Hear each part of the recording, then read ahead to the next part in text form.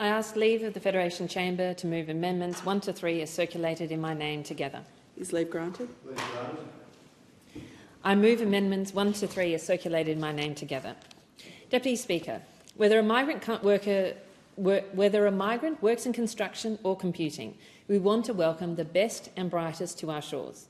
The new Specialist Skills Visa pathway is supposed to enable this by granting a fast-track visa for those earning more than $135,000. But the government, for some reason, has decided to exclude trade workers, machinery operators, drivers and labourers from this new visa pathway. There has been no clear rationale articulated for this decision, aside from an outdated distinction between so-called blue-collar and white-collar workers. The decision to exclude construction workers comes at a time when we urgently need to build more houses and when we urgently need to expand the construction workforce. So, Deputy Speaker, while I support this bill, I do not believe that the carve-out for skilled trade workers is justified.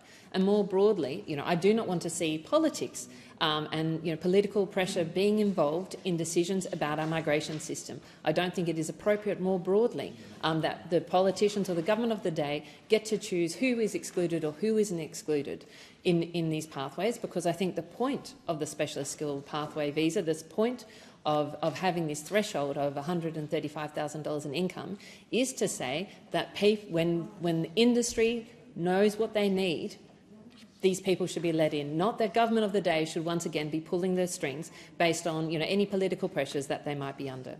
So I believe that this carve-out needs to be removed, or an alternative solution needs to be brought forward quickly to bring in high-skilled trade workers to Australia.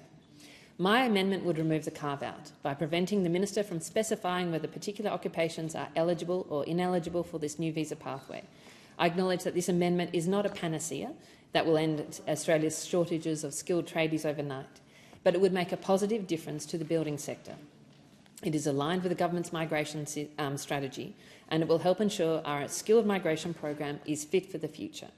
I want to acknowledge the constructive engagement I've had with the Minister for Home Affairs on this issue over several months, and acknowledge our shared desire to address skill shortages in construction.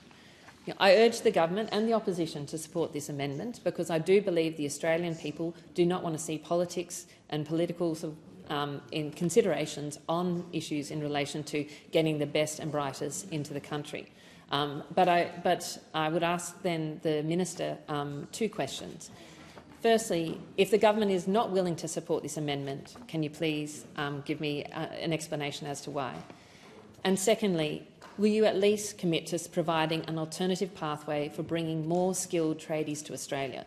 For example, by ensuring that all relevant occupations are included on the priority list for the new core skills pathway.